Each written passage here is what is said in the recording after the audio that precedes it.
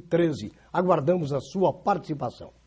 Bom, eu tenho o maior orgulho de receber hoje o Tizoco e o Paulo Sérgio, até pelo respeito que eu tenho pela 94.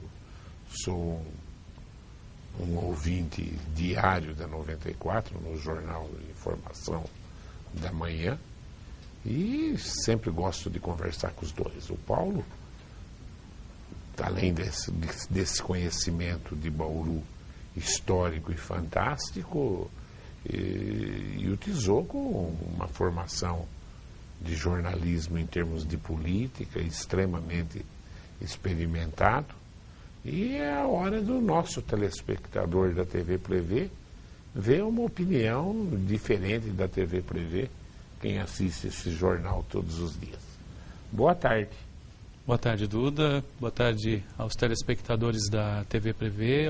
Eu que agradeço o convite e a gente sempre fica muito feliz em saber da sua audiência diária, assim como a gente também, né, enquanto jornalista, enquanto cidadão, também acompanha a programação da TV Prevê, acompanha a repercussão das entrevistas aqui, da conversa com os seus convidados.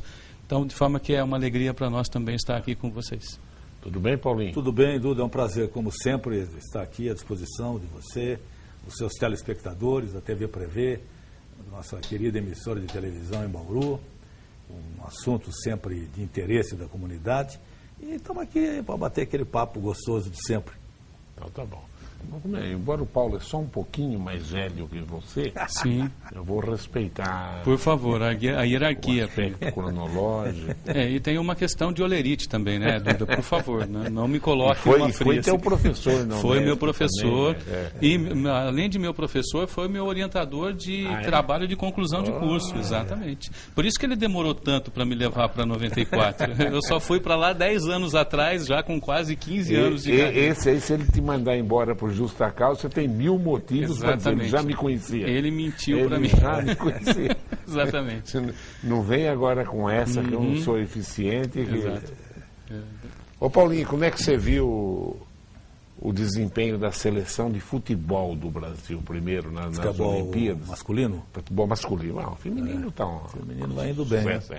Como é que você viu o tropeço, realmente o futebol? Você sabe, Duda, que eu interpreto esse início das disputas da seleção brasileira como normal. Os jogadores têm uma responsabilidade muito grande, vestir a camisa amarela não é fácil. E a expectativa era de passar fácil no grupo. Tudo parecia muito fácil, as equipes de fato eram bem mais fracas, mas a verdade é que a ansiedade, a tensão, o psicológico trabalha contra o atleta em determinado momento. E nós tivemos um problema sério também com relação ao Neymar. Quem fez um comentário interessante, até um ex-jogador, Edinho. Edinho não, é o Edinho. Edinho, né? Que foi da seleção brasileira, foi zagueiro. Capitão, né? Até acho ele meio antipático comentando, mas ele foi muito feliz. Ele falou, olha, o Neymar está atrapalhando o ataque, porque os jogadores que estão com ele são rápidos, jovens, e ele está prendendo a bola porque ele se sente na obrigação de resolver, de fazer uma coisa diferente, uma jogada espetacular para ir ao encontro do que o espectador, o torcedor quer. E não é verdade. Ele não precisa fazer nada disso. Ele tem que pegar a bola e fazer a bola andar, continuar jogando para colocar os meninos para fazer gol, como ele fez nesse último jogo. Ele ficou lançando e os garotos acabaram fazendo os gols. Então, o choque foi meio forte, mas eu acho que... Eu falei antes do jogo, o Tizoco testemunha. Eu falei no Informação, falei, olha, o Brasil vai ganhar bem em Salvador. Primeiro, é um público mais cordato, mais amoroso, mais carinhoso, o ambiente vai ser melhor. E o Brasil já também fez 2 partidas, já está mais, digamos assim, familiarizado. Entrou no clima. Entrou no clima e vai ganhar bem, vai ganhar de uns 3-4-0. Lembra que eu falei? E ganhou a bola. 4-0. Então, eu acho que daqui para frente... Vai você não lembrar disso? Eu sei que não lembra. É meio complicado. E eu acho que ele vai progredir. Tem chances de chegar lá, vamos ver. Eu acredito, Paulo, Duda, e telespectadores, que o Brasil tem um problema a mais do que qualquer outra seleção, e uma a mais até do que sediar a Olimpíada, que é exatamente essa verdadeira obsessão que virou o fato do Brasil não ter uma medalha de ouro. Então, isso acaba potencializando também essa questão, né? Essa questão de jogar em casa, essa questão da estreia, essa questão de dar a medalha de ouro, que nós não temos ainda, essa importância toda. Então, toda a cobrança, toda a expectativa acaba sendo potencializada. E o pior de tudo isso é que nós temos jogadores extremamente competentes. Ninguém questiona a competência do Neymar, do Gabriel Jesus, do Gabigol, do Thiago Maia. Uma geração maravilhosa de atletas. Do Corinthians. Exatamente, o Renato Augusto. Então, quer dizer, a frustração acaba passando por aí também. São todos jogadores de uma qualidade inquestionável, mas que não estavam ainda, não encaixaram ainda, vamos colocar desse jeito. Vamos aguardar agora para ver se contra a Colômbia, se o Zúñiga não tiver em campo, né, o Neymar consegue terminar o jogo. Né? O Zúñiga é aquele que pegou o Neymar na Copa do Mundo. Ô Paulinho, e a decepção do basquete feminino, não? A decepção é esperada, né, Duda? Nós não temos... Mas não tanto também, perderam 4 Não, mas nós não temos. Eu até comentei, o time que o Barbosa montou em Bauru, criou aqui na cidade, com as irmãs Camilo, Tereza e Ana, com Jane, com Vânia, com Simone, com Suzete, era melhor do que a seleção brasileira do Barbosa hoje. Concordo. Bem melhor. Então, não tem time. Quer dizer, o Barbosa teria que começar um trabalho, recomeçar toda uma formação. Não sei se ele teria paciência a essa altura do campeonato para um trabalho daquele tipo que foi feito aqui. Nós precisamos fazer um trabalho novo no basquete feminino. Basquete feminino no Brasil não existe. Ponto. O que você acha, Tizoco? Não, eu acho que se a gente não começar, e precisa começar isso pela base. Eu vejo a nossa seleção hoje, uma seleção com praticamente 1 ou 2 talentos realmente. Você tem aí a Adrianinha, a Isiane, apesar de toda a instabilidade emocional que ela tem, né? São 2 jogadoras que a gente pode até dizer, olha, são talentos realmente. Agora o restante, o que a gente vê é uma seleção envelhecida, né? E que a gente não vê assim um apontamento para o futuro. Aliás, é um retrato do basquete feminino no país. Se a gente quiser saber como é que está o basquete feminino no país, hoje é só olhar para a seleção e a gente vai ver. E, infelizmente, como é que está o investimento nessa base? Como é que está a formação de atletas? A gente quase não vê gente nova por aí. Tizoco, você que gosta de política, né? Como é que você... Pelo menos eu acho isso. Você pode até falar, não é nada disso, Duda. Há uma indiferença da população total sobre eleições. Eu que estou dentro de uma escola que tem muitos professores, alunos, a gente sente que, nessa época, sala de professor era só política. Ninguém toca em assunto de política. Realmente falam na crise, falam em tudo que está aí, mas você vê que estão nem um pouco preocupado com a sucessão da nossa cidade, o que realmente é fundamental para nós. É importante, sim, Duda, mas eu acho que isso pode ser efeito colateral de uma conversa que passou a fazer parte do dia a dia das pessoas. Porque há tempos atrás, eu concordo com você, a gente deixava para discutir política no ano de eleição e na época da eleição. Hoje, queira ou não queira, quando a gente está discutindo os problemas do país, quando a gente está discutindo a crise, a gente já está, por tabela, discutindo política. Talvez a gente não esteja discutindo imediatamente. Não, exatamente. Eu acho que existe um desencanto pelos partidos, não, isso sim. Entendeu? Isso sim. Né? Mas a gente as pessoas estão discutindo a política talvez de uma outra política forma. Econômica, política social. Sim, mas isso acaba desaguando, né, na política. De uma certa forma, eu acredito que a discussão mais aguda da política, ela realmente vai vir no momento em que nós começarmos a ter os programas na televisão, na hora em que nós tivermos as chapas definidas. Segunda-feira agora é o último dia para a inscrição dos candidatos. Eu acho que ainda, e a eleição municipal tem esse condão, né? A discussão política na campanha municipal é muito mais próxima da gente, né? Então, ela tem esse componente a mais do que uma eleição para presidente, para deputado, para senador. E eu acredito que nós vamos ter aí um período muito curto né, que é o período da campanha, mas um período bastante intenso de discussões políticas. E vai ser o momento específico para a gente entender realmente qual que é o posicionamento, qual que é a expectativa de cada um daqueles que estão se colocando aí, dos 6 candidatos que nós temos nesse momento. O que você acha, Paulinho? Eu acho que há um desencanto muito grande com esse negócio de eleição, e isso pode refletir até numa abstenção mais significativa em relação às eleições anteriores. Eu já não acredito nessa pegada aí mais próxima das eleições. Acho que vai nesse banho-maria e...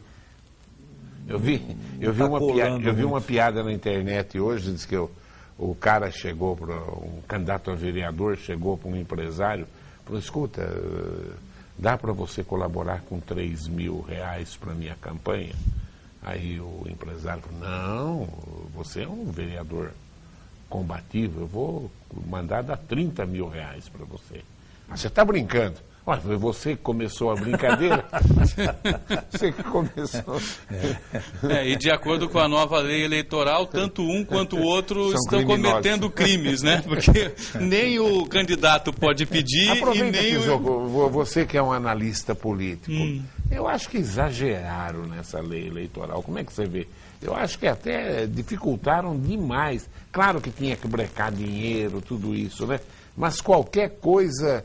Se eu falar o nome de um candidato aqui, eu prejudico o candidato, está sujeito o outro a entrar com ação. Se você falar o nome de um, tem que falar de todos. Falar de todos, então. É que, na verdade, Duda, nós temos 2 momentos aí, né? A questão da dureza da lei eleitoral em relação aos meios de comunicação, ela sempre existiu, né? O que endureceu um pouco mais agora foi a questão do financiamento das campanhas, né?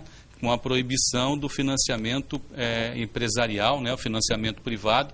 Então você vai ter aí certamente uma dificuldade muito maior para a viabilização.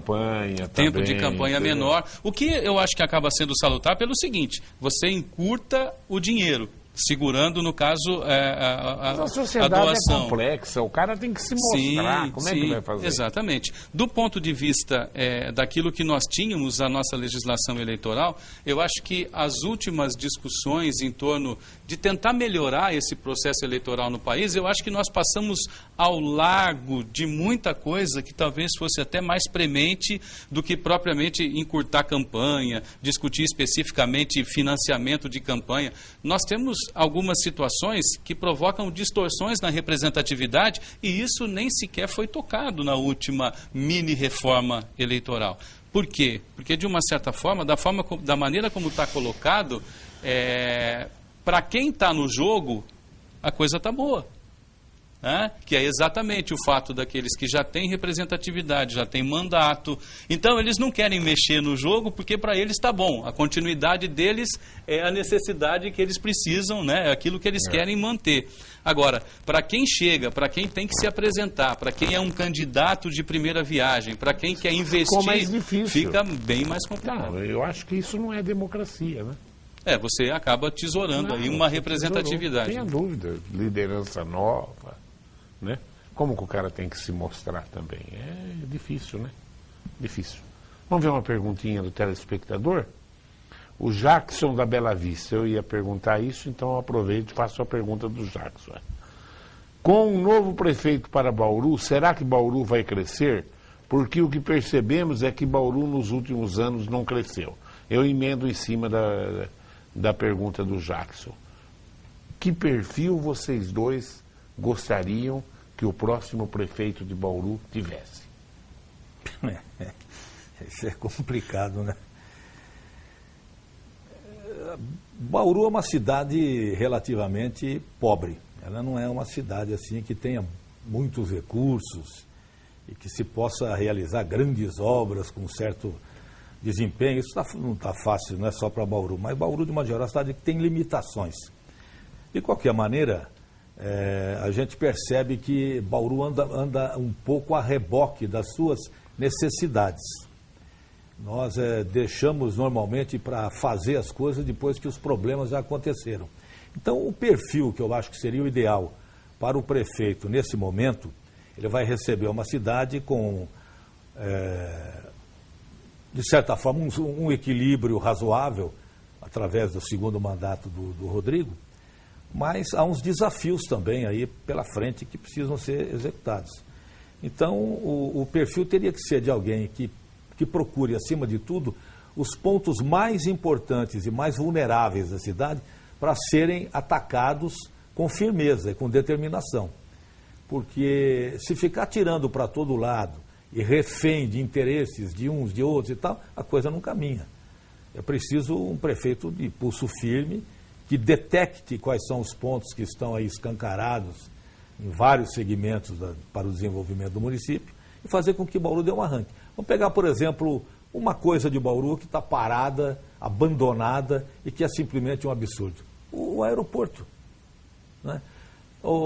Esse problema de liquidar de vez com a questão E não resolve esse problema do aeroporto, né, Paulinho? Não resolve, olha, ninguém de pega Rio o peão na Preto, unha. de Rio Preto você vai para onde você quiser. Nós estávamos na frente Tem até avião de Ribeirão. pra tudo quanto é lugar. É. Palocci foi lá e deu um arranque em Ribeirão Preto. Ribeirão Preto fez tudo na nossa frente. Tinha problema de impacto Mas Rio Preto, ambiental. Ribeirão é muito melhor que Bauru, mas Rio Preto Sim, é mais ou menos é um exatamente. Bauru, entendeu? Mas você acha que pode... Se você for ver o livro aí, tem um capítulo que eu conto dos dramas que Simonetti enfrentou. Um deles foi a queda do avião com a esposa dele em 1952, um voo Bauru-São Paulo. 1952. Nós estamos em 2016. Não preciso falar mais nada, preciso. Tem dó, nós não temos voo hoje para São Paulo.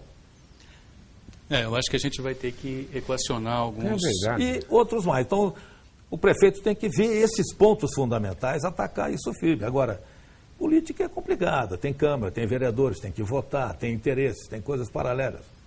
Tem pressão. Tem pressão, então é complicado, né? O prefeito não correr quando o outro bateu o pé, né? Não, isso é muito importante. Inclusive, Duda, há umas 2 semanas, eu escrevi alguma coisa sobre essa questão do perfil. E uma das questões mais importantes para mim é a independência do próximo prefeito. O próximo prefeito tem que se sentir representante de uma cidade e, como tal, ele tem que se postar. Se você me permitir, nós temos aqui. Quem são os candidatos à Prefeitura de Bauru definidos? Eu acho que não vai sair desses 6. Sem preocupação de ordem alfabética e tal. Dr. Raul, candidato a prefeito, e o Arildo Lima Júnior, vice. Coligação PV, PSDB, PPS, PR, PNT, PNB. O outro, Renato Purini, da Lene Têndolo, vice. Coligação, também em nome, PMDB, PDT, PRTB, PHS, PRP, PSL e o Solidariedade. Gazeta e Antônio Gimenez como vice. Coligação, PSD, PTB, PR, DEM, PP, PSB, PCB, PSC. Maria Flor, que é uma novidade, é um nome desconhecido praticamente, e Edson Fernandes de vice, PSOL. Henrique Almirates, também é um nome novo, desconhecido, o vice já mais conhecido, Pedro Batista Lamoso. Coligação, PRB e PT. E o outro nome, de certa forma desconhecido, mas é da área sindical, parece, né? Sim, da área sindical. Osmar Brito e Ailton Pereira Aguiar, partido PCO. Os nomes estão aí. Uhum. São os nomes que estão colocados, e essa questão da independência, Duda, e do fato de você estar dentro de muitas vezes, de uma coligação muito grande, você tem um efeito colateral disso, porque no final das contas, para montar um governo, tá, você acaba tendo que fazer muitas concessões, né? E isso, para você conseguir muitas vezes maioria no legislativo ou algo que lhe permita caminhar com alguns projetos no legislativo, você acaba se engessando em outros setores da administração municipal. Então, é um jogo de xadrez muitíssimo complicado. Mas eu tenho para mim que, uma vez eleito, né, inclusive, vamos pegar até o caso do próprio Rodrigo Agostinho, se você não se sentir representante de uma população que lhe confere 80 e tantos % dos votos numa eleição para fazer aquilo que essa população precisa, eu não sei em que outra circunstância a representatividade vai valer alguma coisa. Tá? E o tal do bater o pé ou de bater na mesa, como você colocou, é algo muito comum. E, inclusive, define certas coisas, como, por exemplo, por que o avião não decola. Né? Tem esses detalhes também. Dentro do jogo de interesses que existem nos bastidores e tudo mais, e que não vamos colocar aqui que são ilegítimos, não, são legítimos.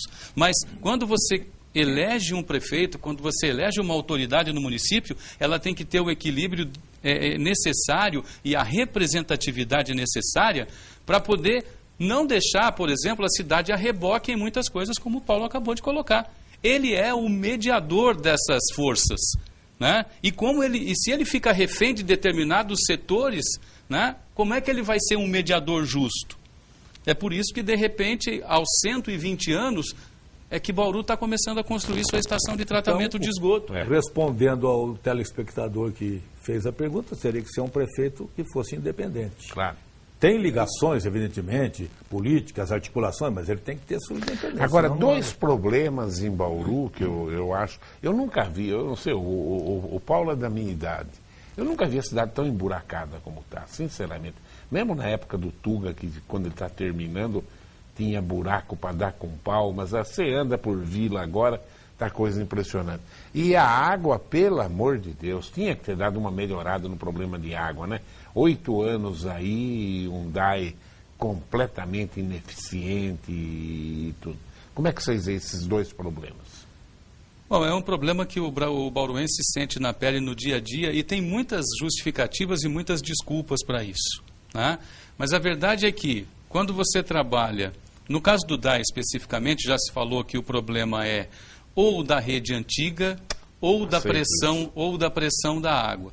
Eu prefiro ficar com uma outra versão. Na verdade, ao longo do tempo, o que aconteceu com o DAE foi um duplo sucateamento de equipamento e de gente.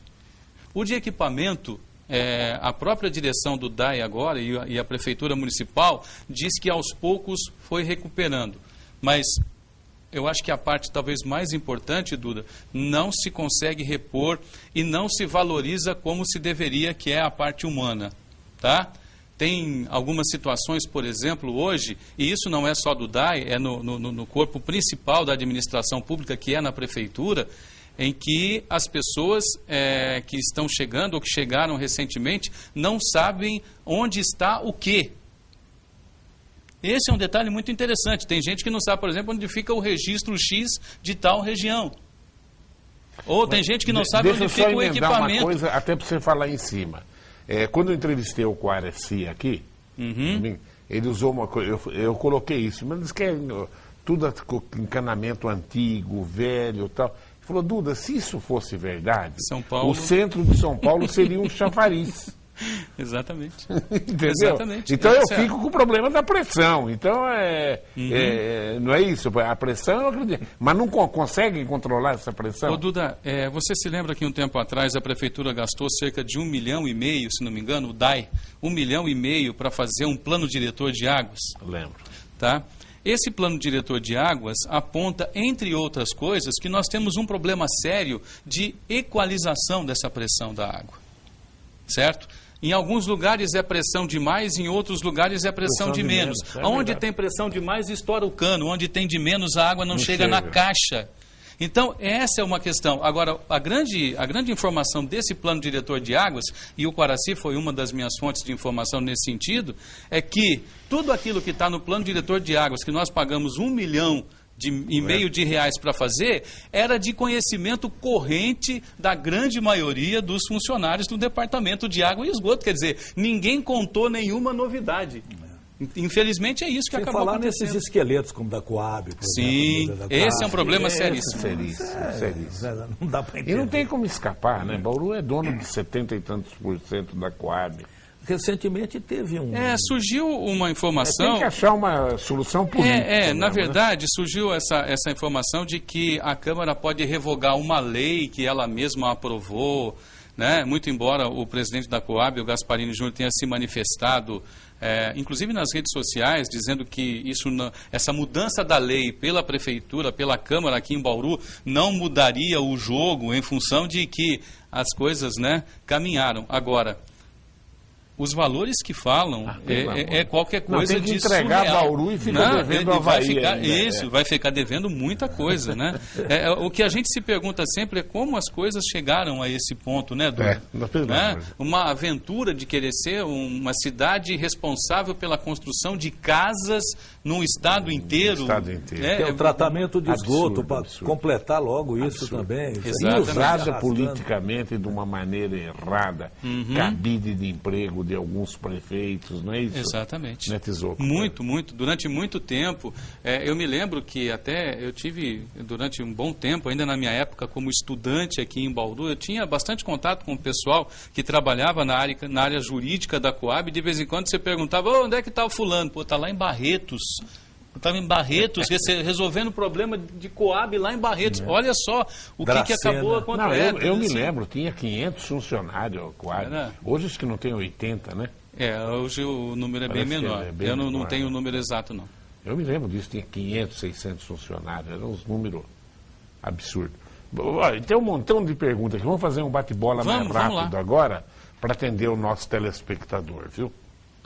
O professor Helvas aqui nos dando... Grande professor Helvas. Paulo e Tizoco, antigamente a voz no rádio era muito famosa, mas não se conhecia o dono da voz. Hoje, com a internet, os programas são mostrados ao vivo como se fossem televisão. Seria a rádio procurando um novo espaço nos tempos atuais?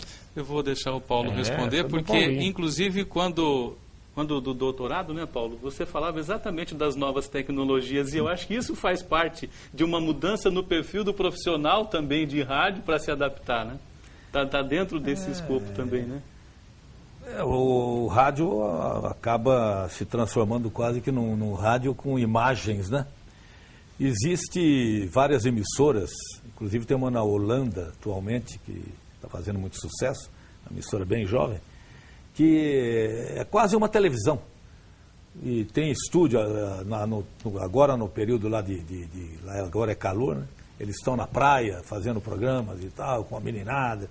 Então, tudo é televisado. Hoje mesmo nós transmitimos via Facebook o dia do Economista. Do Economista, o Café respondendo algumas perguntas. Isso tudo, isso vai somando dificuldades e acrescentando tarefas. Trabalho. Então, o rádio hoje é um negócio bem diferente do que era há algumas décadas atrás. Né? É uma loucura. Dá um trabalho danado. Porque se você coloca uma imagem, você não pode simplesmente, como tem algumas emissoras fazem, deixam as câmeras fixas, câmera de segurança, o locutor lá, você nem o rosto direito dele você identifica. Isso é uma bobagem.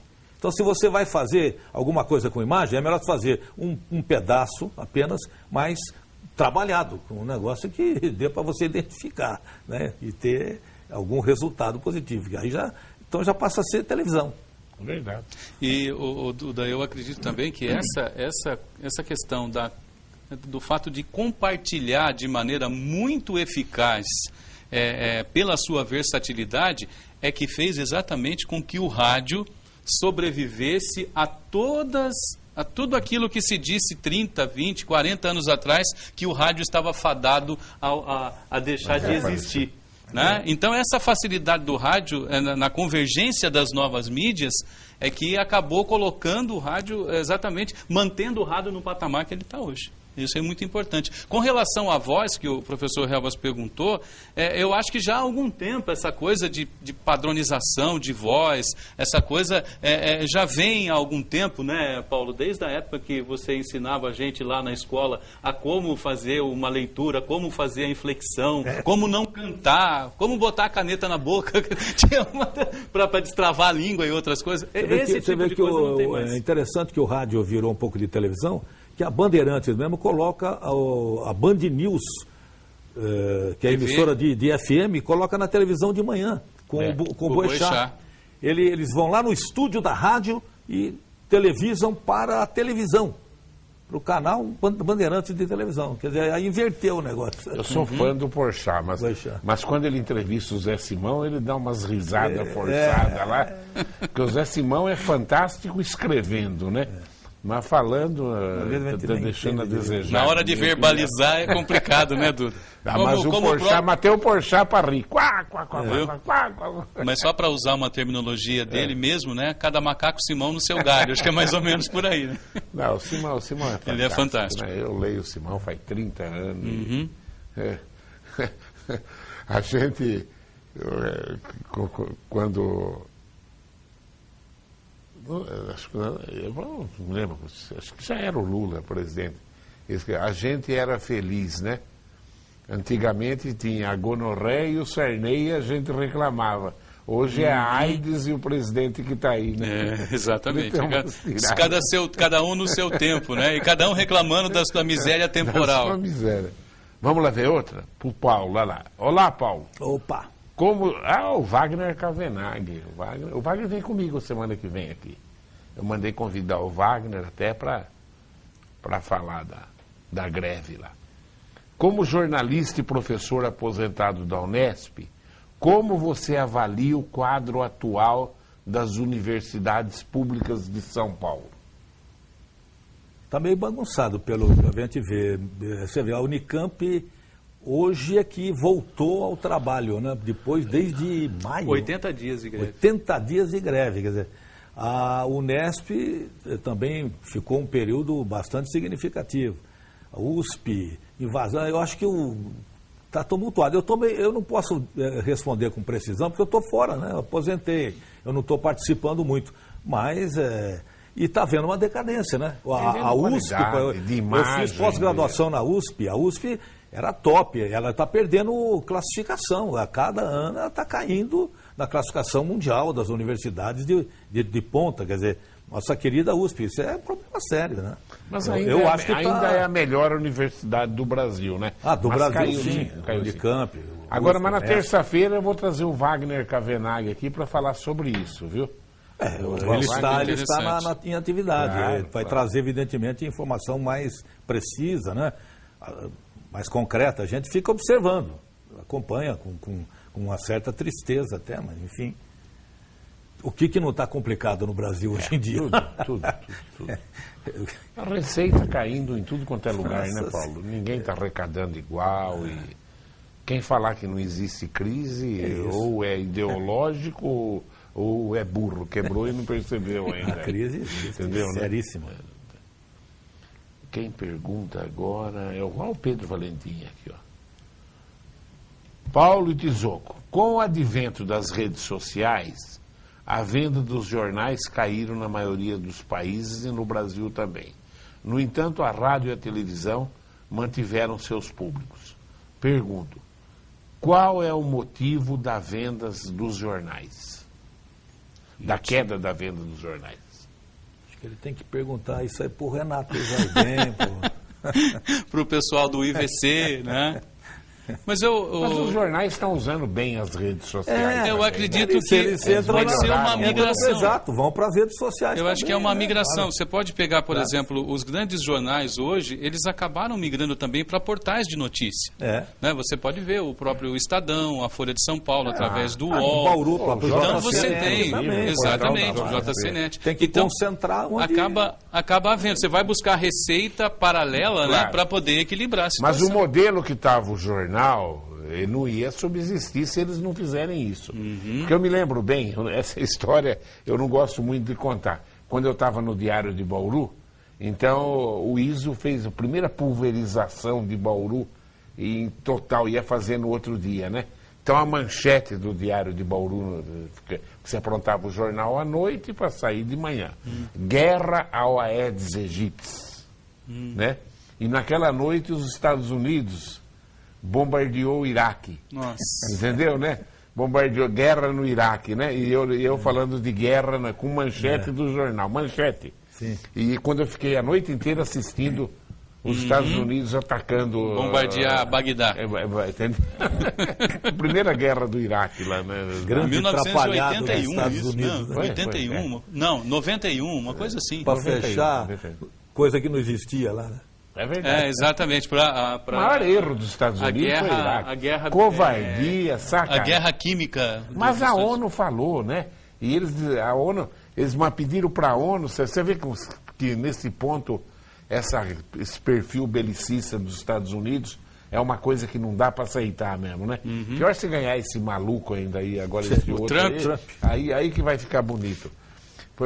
A ONU foi, tem arma atômica, tem guerra bacteriológica, a ONU foi lá e fez o relatório. Não tem nada disso. No outro dia os Estados Unidos atacou o Iraque.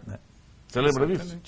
É um verdadeiro absurdo. Na verdade, os organismos internacionais, né, como a ONU, por exemplo, né, Duda, tem um perfil, uma organização já muito arcaica. Eles não representam o planeta, né, na sua diversidade como deveriam. Aquela meia dúzia, né? Quem paga a conta pede a música. E os Estados Unidos o Brasil está devendo um montão de mensalidade lá na ONU também. É bem provável. Não, verdade, está confirmado. Então, eles pagam a conta, pede a música. Quem paga a conta, pede a música. É o que diz aí o ditado popular. Vamos ver outra perguntinha aqui. O Paulo Sérgio quer falar alguma coisa disso? Não, né, Paulinho? Não. O Marcos Eduardo Monteiro sempre faz pergunta muito boa também. Paulo Sérgio Tizoco. Há décadas, Bauru vem perdendo investimento e muitas empresas e indústrias vão embora. E outros que acabam não vindo para cá. Parece que tudo trava, é muita burocracia. Já não está na hora de elegermos um prefeito mais arrojado que destrave o que está travado? Bauru tem em torno de 400 mil habitantes. Talvez os parlamentares, empresários e outros da nossa cidade não sabem da importância de Bauru no estado e no Brasil. Eu também sou ouvinte do Informação. Obrigado, Marcos. Olha, está dentro daquilo que nós falamos em relação ao perfil do próximo prefeito. Tem que ter arrojo, tem que ter responsabilidade, tem que entender que ele é o prefeito, como o Marcos disse, dos 400 mil bauruenses. Vai ter que quebrar a lança, vai ter que peitar situações. Tem uns pedágios aí que se não tirar fica difícil. E não tem jeito. Entrar, né? Essa coisa de não vir empresa, de não vir investimentos. Muitas vezes o pessoal coloca isso, por exemplo, na conta da nossa legislação ambiental, na conta de uma série de outras coisas. Mas eu digo para vocês, outras cidades também têm legislações ambientais restritivas, têm contrapartidas importantes para poder construir, porque essas cidades também cresceram de maneira equilibrada. Então, o que nós precisamos realmente é quebrar alguns paradigmas aqui em Bauru. Quem decide quem vem para cá ou não, precisa passar a ser o poder público eleito pelo povo, e não quem se junta aí à mesa pequena e faz o seu esquema. E agora nós estamos num momento que trazer investimento, está todo mundo acertando caixa para sobreviver. Exatamente. Né? Olha o tamanho do imbróglio, né? Porque o que esses caras roubaram, que coisa, né? Eu nunca imaginei. A hora que você pergunta para um professor de matemática, o que dá para fazer com 50 bilhão? Nossa. Eu não tenho a menor ideia, ninguém tem. O que você faz com 40, o que você faz... Você só sabe que 50 é maior que 40. Sim. Mas o que é isso? Exatamente. Roubaram 50 bilhão da e a Petrobras voltou a crescer, você viu? Sim. Esse trimestre, ontem fechou o balanço da Petrobras. Positivo. Eu sempre disse isso, Duda. Independente do que aconteceu com a Petrobras, é preciso ter um cuidado muito grande com a Petrobras. Porque a Petrobras ela é muito maior do que tudo isso que aconteceu com ela. Claro. Ela é uma empresa estratégica para o país, nós precisamos tomar muito cuidado, porque nós tivemos, num passado recente, algumas coisas parecidas em outras empresas que eram muito importantes para o país e hoje já não pertencem a nós. Claro. Né? Já estão devidamente privatizadas e passaram a dar tudo aquilo que ela podia dar de lucro, né? Tudo aquilo que ela podia devolver de bom para o país, tá? Em bolsos diferentes. Outro detalhe, nós continuamos 30 anos depois disso vendendo minério de ferro para a China e importando o trilho da China. Olha só o quanto que nós perdemos nesse tempo. E aí a gente reclama que a nossa pauta de exportações ainda continua sendo commodity, né? Continua sendo produto agrícola e minério de ferro. Nós não vamos sair disso nunca. No caso da Petrobras é a mesma coisa. Se a gente entregar a nossa tecnologia, tudo que nos últimos 50, 60 anos nós produzimos em termos de conhecimento na Petrobras, Nós vamos jogar tudo isso É fora. ruim, é ruim. É muito ruim. Não, e tem outra coisa, eu não sei se você sabia, viu, Tizoco? E o que é caro, o petróleo dá um lucro desgraçado em qualquer lugar, né? E outra coisa, você sabe, não sei se você sabe isso, mas eu vi porque eu vi um relatório do próprio sindicato dos petroleiros lá, dos funcionários. Você sabe, em relação ao custo, quantos por cento é a folha de pagamento? E a Petrobras paga bem para burro, não paga? Quantos por cento da receita é a folha de pagamento da Petrobras? Não, eu não Numa tenho escola ideia. é 50%, metade é folha de pagamento e os impostos é 3%. É. Só para você ter ideia, Serginho, Paulinho, o dinheiro que Que se gasta com o pessoal. se gasta com o pessoal. E pagando muito Então bem. não é problema nenhum. O problema no Brasil é difícil ter empregado. Para a Petrobras não é nenhum problema. Se é 3% da receita. Exatamente. Os custos, no caso da Petrobras, eles estão muito mais concentrados, por exemplo, na tecnologia. Claro. E é aí que se estabeleceu, Duda, a grande sacanagem, o grande problema da corrupção na Petrobras. Verdade. Porque você contrata, por exemplo, um navio sonda, o que ele custa por dia de aluguel, meu amigo? Olha, dá para você tocar 50 empresas Agora aí você por imagina, 50 anos. para tomar decisões, eles contrataram a Dilma. Podia, Bom, tem esse lado, né? Tem o podia lado dar no que deu, né?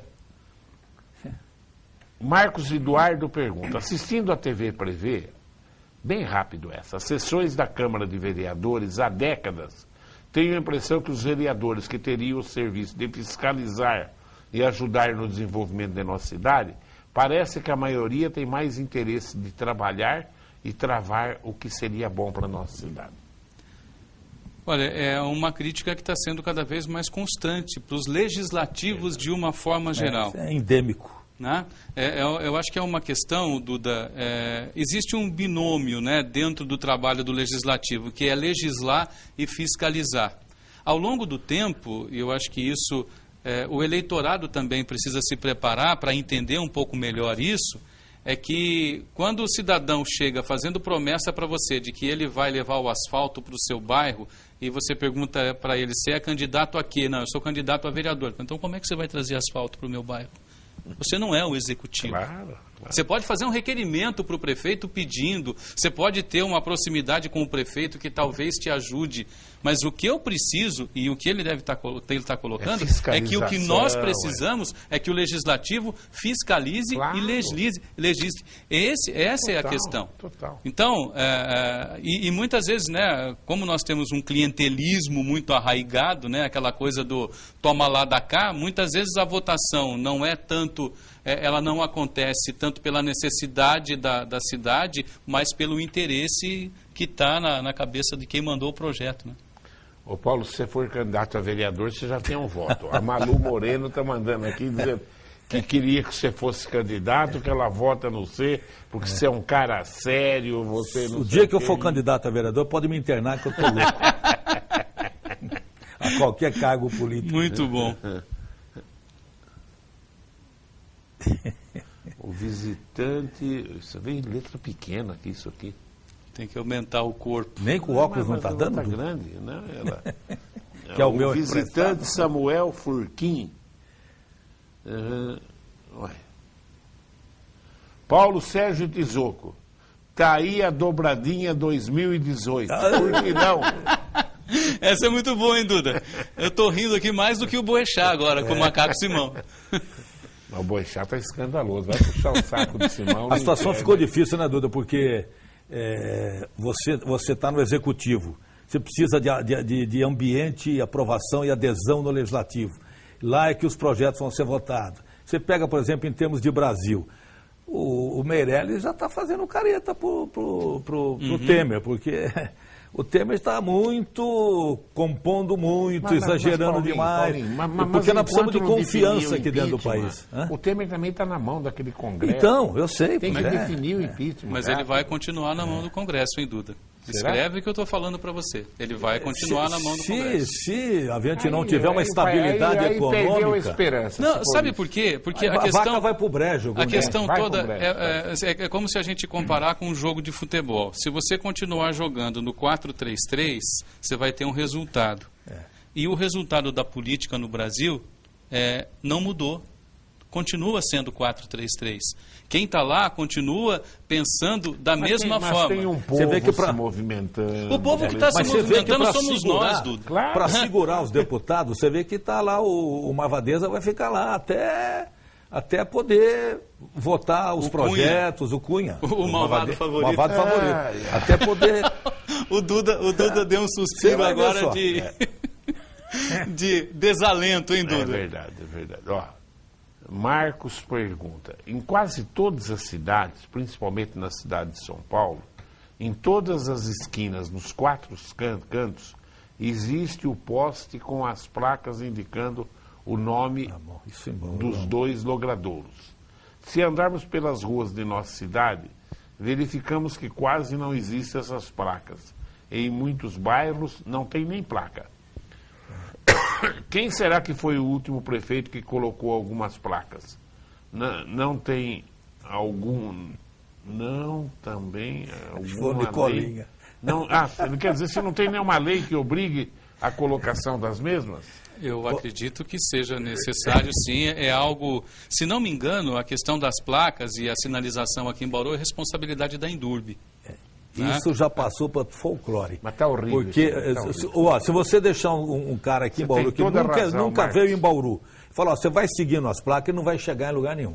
Elas não têm sequência. Se você seguir as placas, você está perdido. Fórum, Bela Vista, ele vai até ali. Chegou ali, não fala mais nada. O nego fala, tem que pôr uma placa. Você vai, a hora que acabar os buracos, é porque acabou o Bauru. Exatamente. Essa é uma crítica recorrente, a questão de identificação, de nome de rua, de seta para onde vai, para cá, para lá. Se nas regiões centrais, na região central da cidade já é assim, imagina você lá nos bairros, como é que a situação está.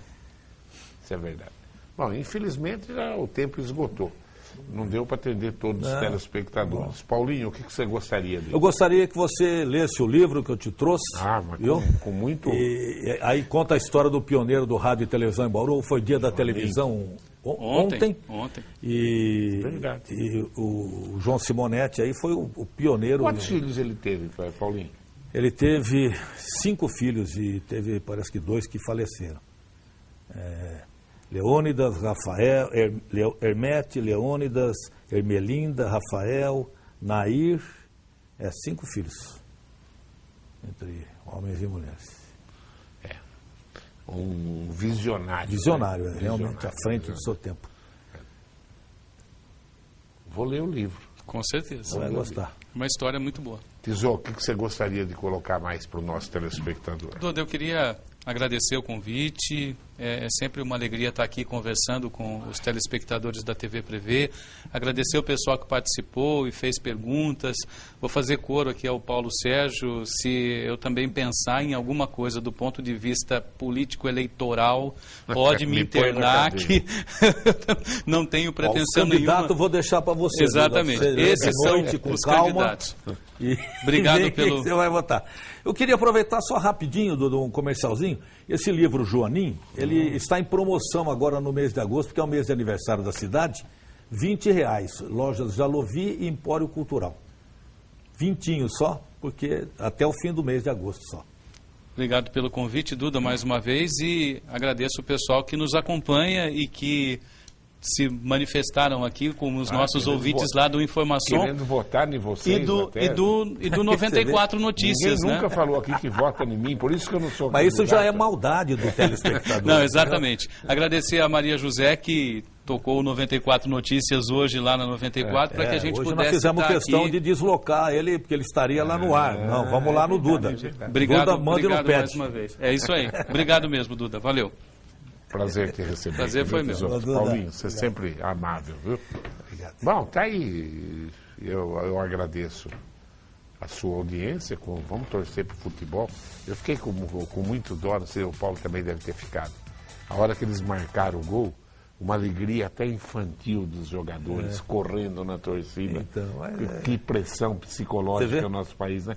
Todo mundo aqui é doutor honoris causa em futebol, né, Paulo? É bem por aí. Todo mundo aqui é doutor. Não tem, é uma coisa. Deu dó. E aí terminou o jogo, né, Duda? Ó, não fizemos mais que obrigação. Pronto. É verdade.